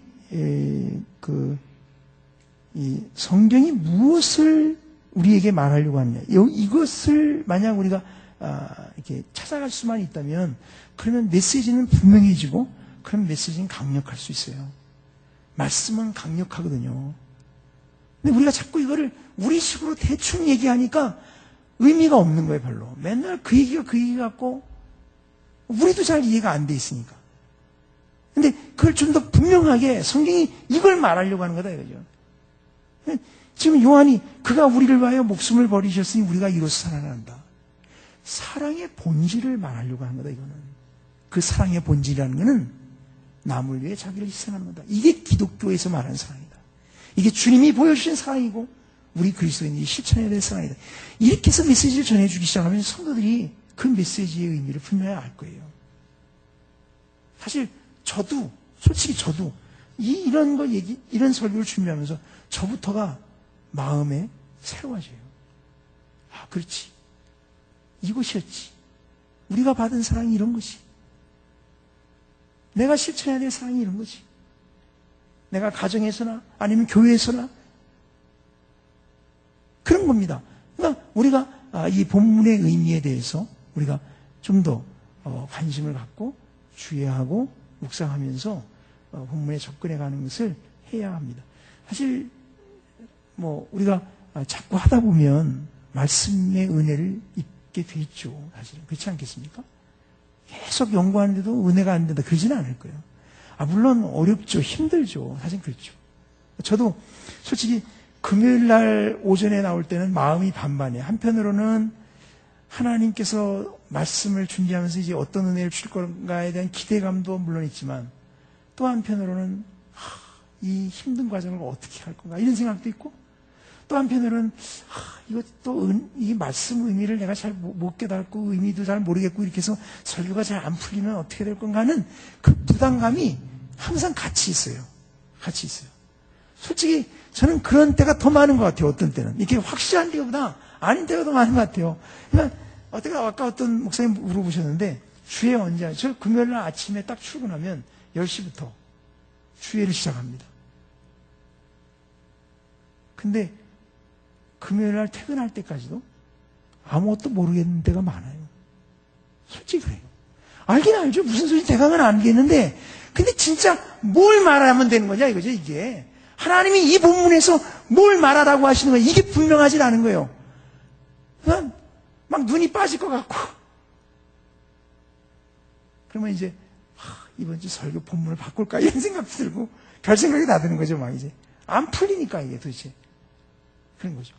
그런데 그런 수고들이 저는 헛되지는 않다고 생각합니다. 그런 과정들 속에서 하나님은 은혜를 주세요. 은혜를 주세요. 그리고 우리도 모르는 사이에 우리들이 말씀 속으로 들어가요. 거기서 우리가 은혜를 받고 있고 우리가 변화되고 우리도 성장해가고 그러면서 성도들이 같이 자라가게 됩니다. 그게 됩니다.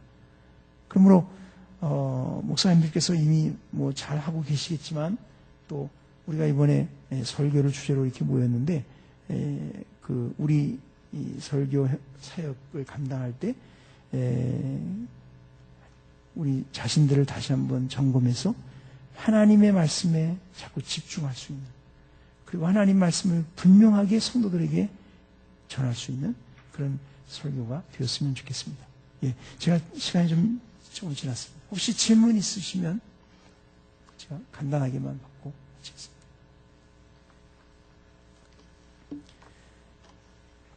예, 없으시면, 네, 네? 아, 30분까지인가요? 아, 죄송합니다. 제가 이렇게. 죄송합니다. 그러면 이걸 좀 더 할 수 있군요. 죄송합니다. 아, 제가 이렇게 정신이. 그렇죠. 그러면 설교 전달도 안 했는데, 이거, 지금 어떡하나, 지금. 그렇습니다. 하여튼, 예. 예.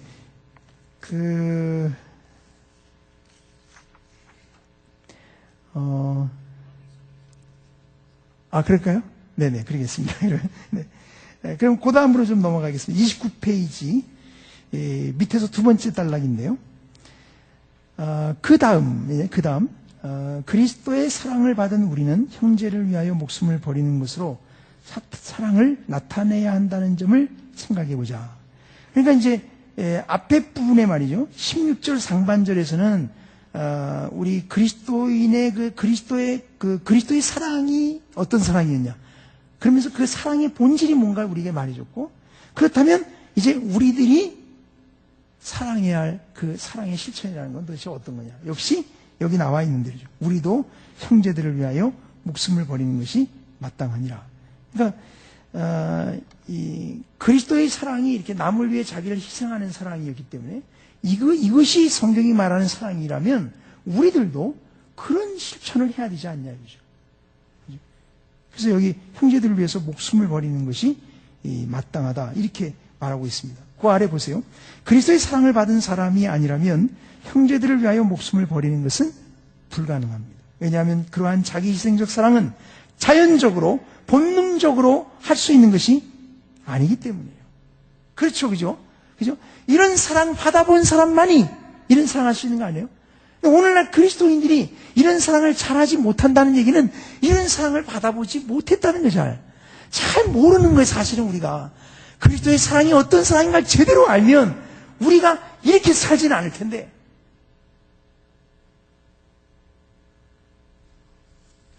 이런 초자연적인 사랑을 우리 그리스도인들은 받은 거 아닙니까? 그죠?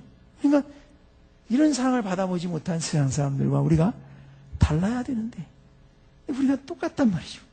이게 우리의 고민이에요. 사실은 우리가 그리스도의 사랑을 위해서 더 알아야 됩니다. 복음에 대해서 더 알아야 돼요, 사실은.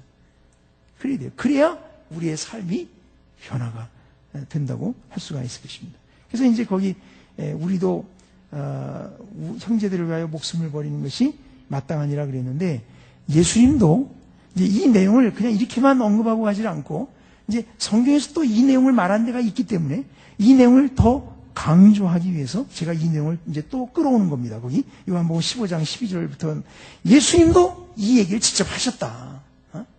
이 요한만 이렇게 쓰는 게 아니라 사실 예수님도 이 얘기 직접 하셨다. 그러니 이 말씀은 매우 중요하다. 내 계명은 곧 내가 너희를 사랑한 것 같이 너희도 서로 사랑하라는 이것이니라. 사람이 친구를 위하여 자기 목숨을 버리면 이에서 더 큰 사랑이 없나니 너희가 나의 명하는 대로 행하면 곧 나의 친구라. 예수님이 그렇게 말씀해요. 사도 바울도 그렇게 얘기를 했더라고요, 보니까요. 그러니까 이게 사실 이것도 제가 뭐 다 알고 있었다는 게 아니라 하다 보니까 이제 그러면 사도 바울은 이런 얘기 혹시 안 했을까? 그러면 이제 찾아보는 거죠, 이렇게. 성부사전 갖다 찾아보고, 뭐.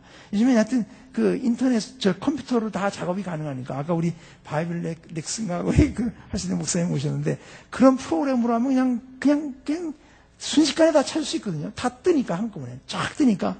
그래서 이제 그거 보고, 거기서 이제 이렇게 찾아서, 이제 인용만 하면 되는 것입니다. 그래서 여기 에베소 5장 2절에 보면, 사도 바울이 이렇게 말했습니다. 그리스도께서 너희를 사랑하신 것 같이 이게 남을 위해 자기를 희생한 사랑 아닙니까? 너희도 사랑 가운데서 행하라. 그는 우리를 위하여 자신을 버리사 향기로운 제물과 생축으로 하나님께 드리셨느냐. 예수님이 우리를 어떻게 사랑하셨냐?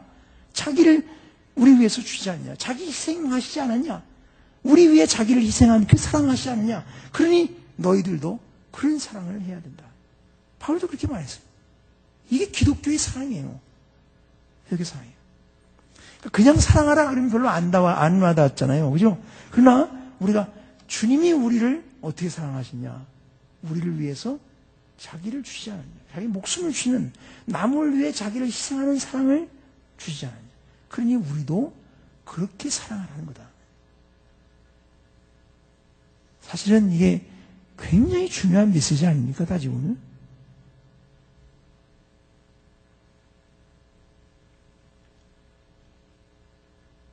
자, 그 다음에 보세요. 그런데 여기서 요한은 형제들을 위하여 목숨을 버리는 사랑을 실제적으로 설명해 준다.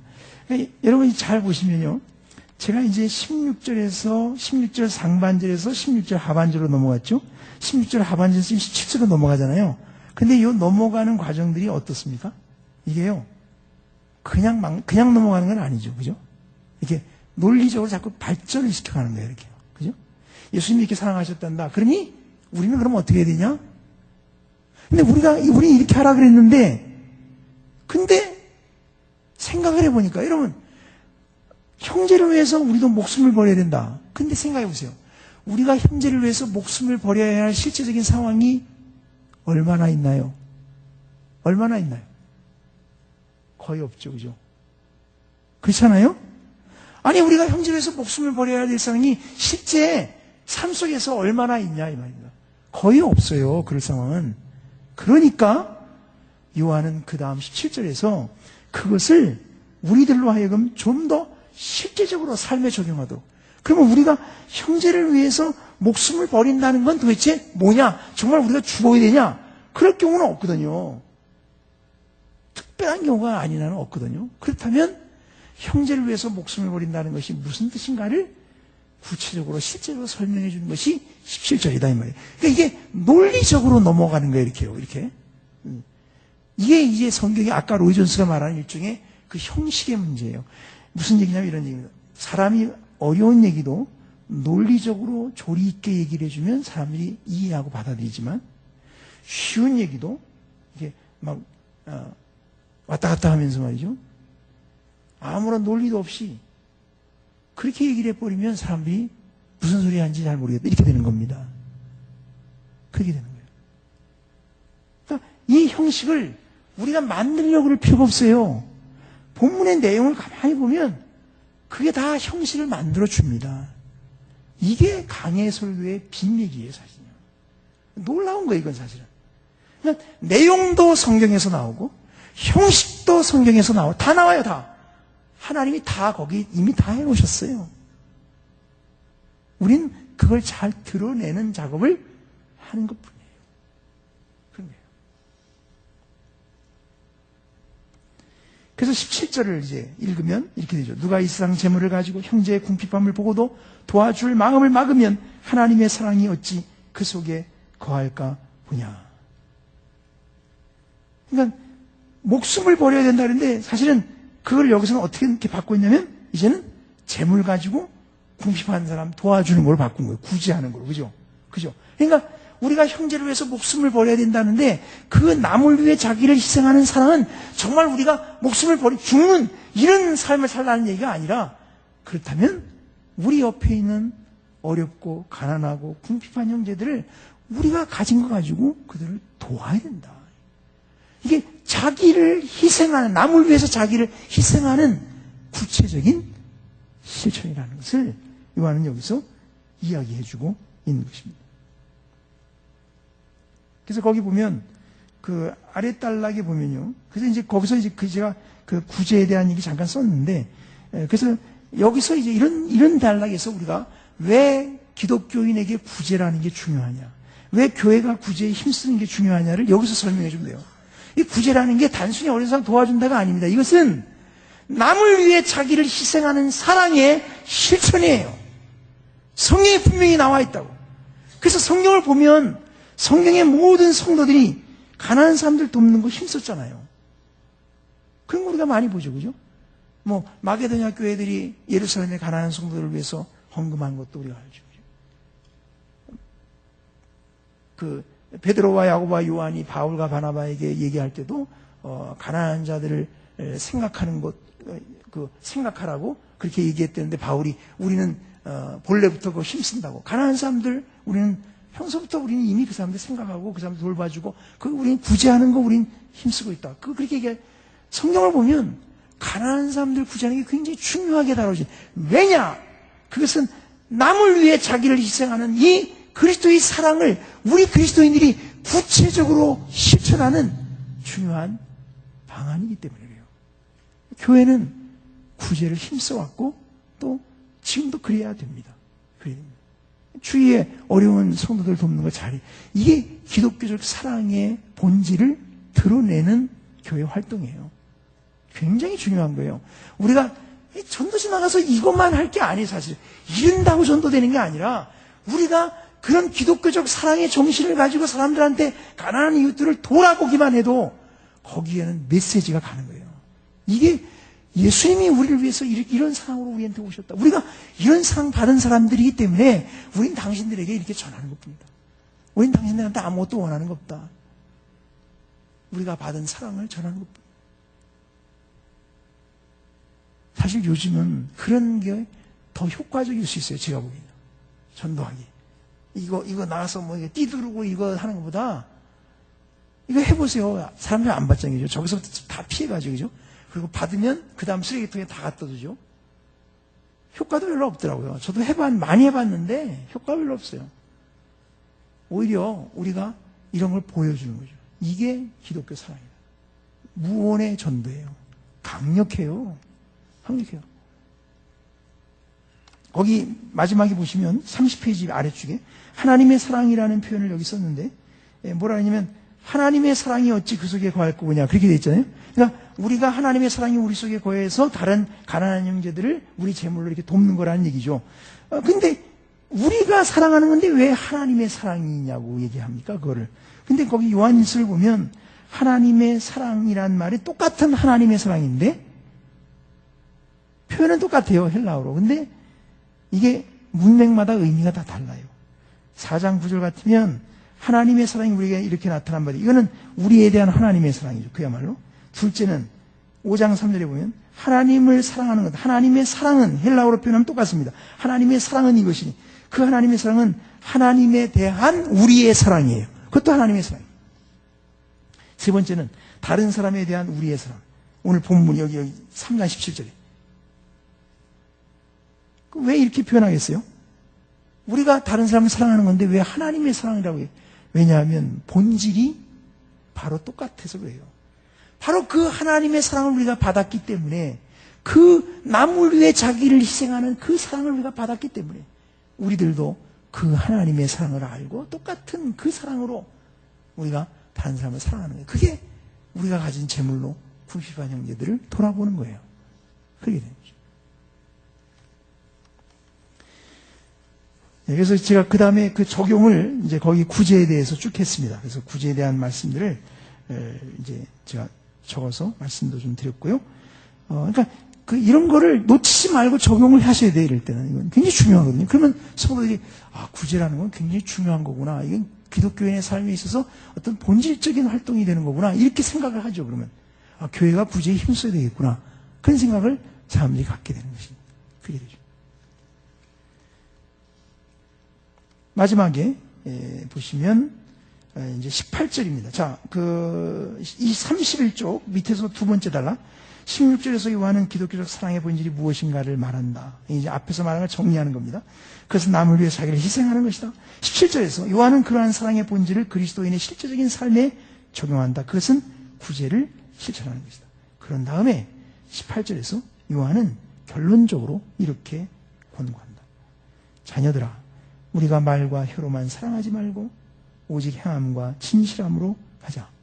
그러니까 이제 마지막으로 얘기할 건 이거죠. 그러니까 다 얘기했으니까. 근데 한 가지 마지막으로 얘기하겠는데 이제 말로만 하면 안 된다. 실천을 해야지. 이 얘기잖아요, 그죠? 그거를 여기다가 이렇게 추가한 것입니다. 그런 거를 이제 얘기해 주는 내용들을 그 뒤에다가 제가 좀 적었습니다. 그래서 뭐 마지막 그 페이지에 가보시면 32쪽에 마지막에 적용을 간단하게 그냥 했습니다. 조금 너무 원론적인 적용이긴 하지만 이처럼 사랑은 말이나 지식이나 느낌이나 생각이 있는 것이 아니다. 기독교적인 사랑이라는 것은 어디까지나 행함으로 나타나야만 한다. 우린 그렇게 하고 있냐? 가정에서 그렇게 하냐? 교회에서 그렇게 하냐? 성도들한테 도전하면 돼요. 그러면 성도들이 이게 이렇게 살면 안 되겠구나. 이런 생각 하죠. 그렇게 하겠죠. 그렇게 해서 우리가 이 말씀을 이제 도전해 갈 수 있어요. 제가 하여튼 간단하게 말씀드렸고요. 설교 전달에 대한 것은 그 뒤에 있는 건 내용 한번 읽어보시죠. 그냥 뭐 읽어보시고요. 제가 이제 우리 교인 중에 한 분이 그 미국의 중앙은행 아니 세계은행 그 김용 총재 있잖아요. 그 세계은행에 이제 파견 업무를 나가게 됐어요. 그 지난 몇 주 안 됐습니다. 이제 나간 지. 근데 이분이 이제 글로 2년 파견을 나가게 되는데 갑자기 주일날 제 방에 찾아왔어요. 그러면서 봉투를 하나 이렇게 주는 거예요. 그래서 이거 뭔데? 그랬더니 이거 목사님 제 교리와 부흥 때 이게 좀 쓰시라고 그러면서 줬어요. 그래서 봤더니 100만 원이 있더라고요. 그래가지고 제가 그러면 이걸 뭐 할까 그랬더니 그래서 하여튼 오시는 목사님들 위해서 쓰자 그랬죠. 그래가지고 그래서 이거로 그 바이런 야니라는 분이 쓴 자기 목소리로 설교하라 그런 설교에 대한 책이 있어요. 읽어보신 분 계세요? 읽어보신 분 계신가요? 혹시 난 꼭 바꿔달라 이미 다 봐서 볼 거 없다 그러면 모르시겠는데 하여튼 그러면 저한테 오세요. 그럼 제가 다른 걸 한번 바꿔볼게요. 근데 그렇지 않으면 한번 읽어보세요. 저는 그 몇 번을 읽어봤습니다. 왜냐하면 거기 생각할 게 많아요. 제법 많더라고요. 제가 읽을 때마다 이렇게 느끼는 게 중요한 얘기들을 많이 했어요. 그분이. 그러니까 이게 보통의 설교학 책은 아닙니다. 그게 식상한 얘기는 아니에요. 그렇기 때문에 한 번은 꼭 좀 읽어보시면 좋겠다. 제가 볼 때. 그래서 굉장히 중요한 얘기고 특별히 그분은 설교학을 공부한 분인데 이제 그 책에서 이제 세 사람을 다룬 것입니다. 존 메가더, 그 다음에 R.C. 스프롤, 그 다음에 존 파이퍼 이게 세 사람을 다뤘거든요. 그러니까 세 사람을 직접 인터뷰하고 그 사람들의 장점들, 특별히 이분은 이제 전달에 대해서 주로 쓴 거예요. 그 책은요. 설교 전달. 요 부분인데, 그러니까 그 세 사람이 갖고 있는 설교 전달의 그 장점들을 분석해서 우리한테 말해주고 있습니다. 근데 여러분 참고하셔야 합니다. 왜냐하면 이 세 분은 지금 현재 미국 교회에서 성경적인 설교를 하는 분들 가운데 가장 뛰어난 세 분이에요. 지금도 살아있는 분들이에요. 살아있는 분들. 저는 존 메가더는 직접 만나서 얘기도 해봤고, 그분 설교는 여러 번 하여튼 이제 듣고 하여튼 그랬습니다. 그리고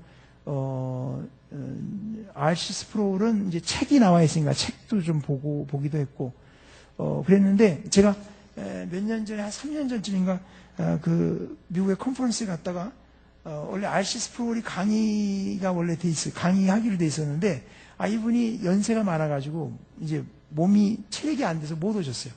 못 오시고, 동영상 강의를 보내셨더라고요. 동영상 강의를. 근데 동영상으로 강의를 보는데, 사람이 실제 서서 하는 것보다도 더 잘해요. 제가 보면서 와, 대단한 사람이다, 저 사람. 그러니까 뭐가 있는 거예요. 그거를 이 사람이 연구한 거거든요, 그 책에. 그러니까 꼭 읽어보세요. 그리고 존 메가더 뭐 말할 거 없고요. 존 메가더 대단한 사람입니다, 하여튼. 지금 70 한 중반 됐는데도 아직도 목회 그냥 하세요, 이분은. 워낙 건강하셔가지고 그냥 목회를 하시더라고요. 근데 참 그분 영향을 많이 받았고 사람들이 중요한 역할을 그분이 했죠. 이 성경적인 설교를 지키기 위해서 하여튼 정말 고군분투했어요. 한때 이분이 욕도 많이 먹고 하여튼 그분에 대해서 굉장히 비판적인 사람도 많은데 그래서 워낙 이분이 싸움을 많이 해가지고 그것 때문에 성경적인 설교를 지키기 위해서 굉장히 책도 그런 책을 많이 썼거든요. 근데 하여튼 뭐 굉장히 귀한 분이죠, 사실요. 그리고 존 메가더가 있습니다. 존 메가더 같은 분도 존 파이퍼가 있습니다. 근데 존 파이퍼도 배울 게 굉장히 많은 분이죠. 저는 로이 존스 목사의 설교를 이제 테이프로 들었는데 참 굉장히 강력한 설교예요. 사실은 굉장히 강력합니다. 제 아내가 처음에 딱 테이프로 듣더니만 금방이라도 벼락 칠 것 같다 하더라고요. 들으면서 그러더라고요. 옆에서 앉아가지고. 근데 정말 그런 거예요. 제가 그 교회를 다녔던 분들을 세 분을 만났어요. 영국 사람들을. 세 분을 만나가지고 제가 물어봤어요. 뭐 그분들한테. 설교가 어떻더냐. 근데 그분이 다 똑같아요. 그분이 하는 말 다 똑같아요. 매우 강력하다. very powerful하다. 그 말을 다 해서 이번에 똑같이. 굉장히 강력한 설교니까 그런 분이에요. 근데 존 파이퍼 설교도 그에 못지 않습니다, 여러분. 들어보면 실제로 들어보면 그에 못지 않아요. 이분이 설교를 하다가 이렇게 클라이맥스에 이를 때는 그때는 사정 없어요, 막 그럴 때. 이분 또 톤이 높아가지고 이게 좀 하이톤인데, 근데 듣기에 따라서는 좀 거부감이 있을 수도 있을지 모르지만, 그러나 그 내용 메시지를 아는 사람들은 그 메시지에 사람들이 굉장히 도전을 많이 받죠.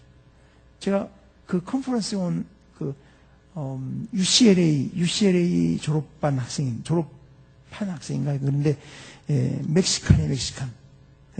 내가 물어봤어요. 너 여기 어떻게 해서 왔냐? 그랬더니 자기 대학생 때 파이퍼 책 읽다가 자기가 변화됐다. 그 자기는 그 신학교 가려고 왔다고 하더라고요. 그런 분들이 굉장히 많습니다, 미국에 가면. 파이퍼 설교는 이렇게 잘 쉽지는 않아요, 오히려. 문장이, 로이 존스 문장은 굉장히 쉽고 잘 들립니다. 근데 파이퍼 문장은 자꾸 이렇게 좀 이렇게 끊겨요, 자꾸 이렇게. 좀 이렇게, 그런 게 매끄럽지가 않아요, 그런 면에서는 오히려.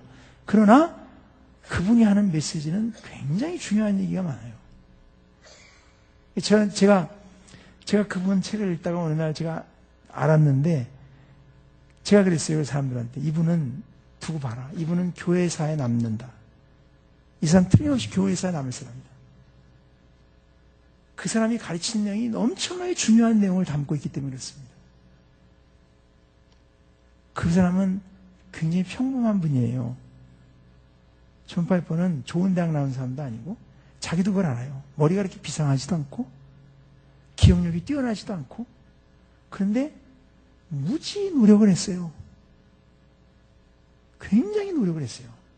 그래서 그걸 극복해냈어요. 원래 대인공포증이 있어서 대학생 때 사람들 앞에 서지를 못했어요. 그러던 사람이에요. 그걸 다 극복해냈어요. 지금 보면 너무 놀랍죠. 너무 놀라운데 하나님이 얼마나 귀하게 사용하고 있는지 모릅니다. 지금 이제 은퇴했는데 아주 아름답게 은퇴했죠. 정말 은퇴 잘하고 지금은 이제 전 세계를 향해 사역을 하고 있는데 제가 그런 꿈을 솔직히 가지고는 있어요. 무슨 꿈이냐 이게 될지는 모르지만 제가 언젠가 한번 존 파이퍼 목사님을 이 컨퍼런스에 한번 모셔보면 좋겠다. 제가 사실 그거 모시려고 갔었거든요. 근데 사정이 아직 여의치 않아가지고 제가 이게 좀 왜냐하면 그분이 워낙 세계적인 분이에요. 그분이요 이미 그런 분이기 때문에 이게 상대하기가 좀 이게 격이 맞아야 되잖아요. 뭐가 이게 너무 상대가 안 되는 거예요. 제가 가서 얘기하는 게. 그래가지고 제가 가서 말씀을 드렸어요. 한번 한국에 오시면 좋겠다고. 그래서 한번 오시면 어떻겠냐 그랬더니 그 인터내셔널 디렉터하고 한번 얘기를 하라고 그러더라고요. 그래서 인터내셔널 디렉터를 찾아가서 만나봐가지고 얘기를 했더니 아직은 이쪽 아시아 쪽에 일정이 잡힌 게 없대요. 그분이 이쪽에 한 번도 안 왔잖아요. 안 왔거든요. 이상하게 그분이 안 왔어요. 그분 벌써 왔어야 되는데 근데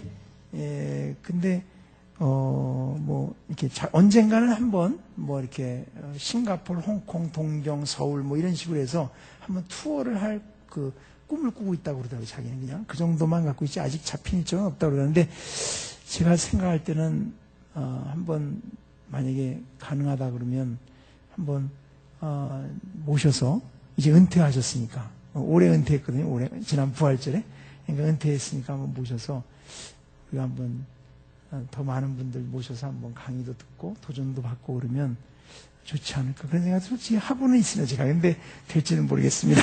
여러분 기도해 주시기 바랍니다. 예, 여기까지만 하고 일단 마치겠습니다. 혹시 질문 있으시면 그래서 그 책을 이따가 저희가 하여튼 드릴 테니까요. 우리 교인이 헌금한 것입니다. 작년에도 우리 한 분이 헌금해 주셔서 작년에는 저희가 이렇게 그 도서 상품권을 드렸나? 쿠폰 드렸던가 그랬던 것 같은데 하여튼 올해는 그냥 그 책으로 하여튼 다 드리겠습니다. 그러니까 꼭 받아서 한번 읽어보시면 굉장히 도움이 되실 거라고 생각합니다. 예. 기도하겠습니다. 우리 이 시간에 잠깐만 기도하시죠. 우리 함께 통성으로 한번 기도할 때 우리가 다른 것 아니라 우리 모두가 다 부족하고 우리가 다 설교 때문에 고민하는 사람들 아닙니까? 근데 하나님이 이 정말 영광스러운 이 사역으로 우리를 불러주셨습니다. 우리가 이 사역을 잘 감당해서 하나님의 말씀의 그 능력을 우리가 드러내고 하나님의 영광을 선포하고 또 우리의 설교를 통해서 영혼들을 구원하고 하나님의 나라를 이루어갈 수 있기를 원합니다.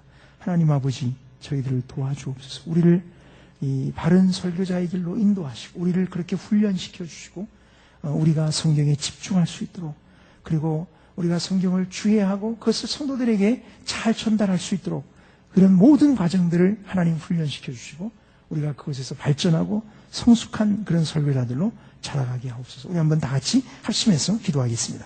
하나님 아버지, 이 시간 우리가 하나님 앞에 간절히 기도합니다. 주님, 저희들을 인도하셔서 우리들이 진정으로 하나님 앞에 우리가 부름받은 이 설교자의 사명을 감당할 수 있게 되기를 원합니다. 하나님 아버지, 인도하여 주옵소서. 우리가 이 말씀 사역을 감당하기에는 너무도 부족한 존재들입니다. 날마다 주의 말씀으로 우리를 거룩하게 하여 주옵소서. 날마다 하나님의 말씀 속에서 우리 자신들이 은혜를 입게 하여 주옵소서.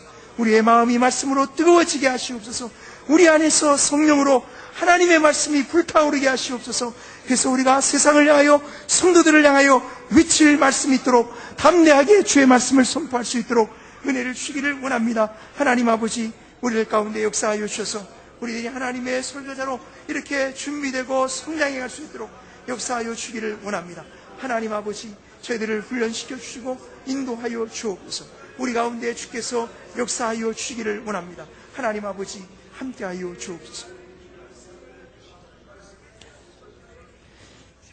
하나님 아버지, 우리를 설교자로 불러주셨는데 하나님 아버지, 우리가 이 사명 감당하기에 너무도 부족합니다. 하나님, 우리를 긍휼히 여겨 주옵소서. 날마다 주의 말씀으로 우리를 새롭게 하여 주옵소서. 주의 말씀으로 우리 자신이 은혜 받게 하여 주옵소서. 말씀으로 우리의 가슴이 뜨거워지게 하여 주옵소서. 말씀 안에서 우리의 믿음이 담대한 믿음이 되게 하여 주옵소서.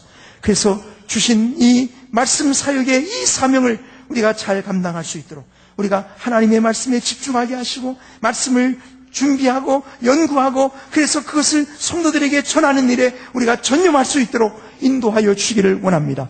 하나님 아버지, 여러 가지 부차적인 일들에 우리의 시간을 낭비하지 않게 하여 주시고 하나님의 말씀을 읽고 묵상하고 공부하고 주님 설교를 준비하면서 하나님 앞에서 우리 자신이 말씀의 선포자로서 준비되는 그런 귀한 사역자들이 다 되게 하여 주옵소서. 그래서 지금도 설교자들을 통하여 영혼들을 구원하시고 하나님의 교회를 세우시고 세상 가운데 복음을 전하게 하시는 하나님의 역사를 우리들을 감당하게 하여 주옵소서. 하나님, 우리를 축복하셔서 우리의 설교를 통하여 우리의 회중들이 말씀의 은혜 안에서 자라가기를 원합니다. 우리의 설교를 통하여서 우리의 교회가 부흥을 경험하기를 원합니다. 우리를 준비시켜 주시고 훈련시켜 주시고 성장하게 하시고 우리로 하여금 준비된 하나님의 설교자들로 우리를 세워 주옵소서. 예수님 이름으로 기도하옵나이다. 아멘.